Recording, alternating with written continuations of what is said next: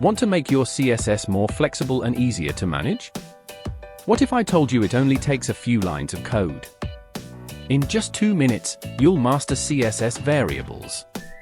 Let's dive in.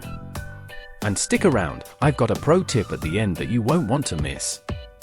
CSS Variables, or custom properties, are values that you can define once and use throughout your CSS. Think of them like variables in JavaScript, but they're for styling. You define a variable once and reuse it, making future updates a breeze. Let's start with the basics. To create a variable, you use the prefix and place it inside a selector, typically root for global use. Here, we defined primary color and font size variables. The root selector makes these variables accessible anywhere in your CSS. Now, here's the fun part. To use a variable, you call it using the var function. Just like that. Now, if you decide to change your theme color, update it in one place and see the change everywhere. CSS variables aren't just reusable, they're dynamic too.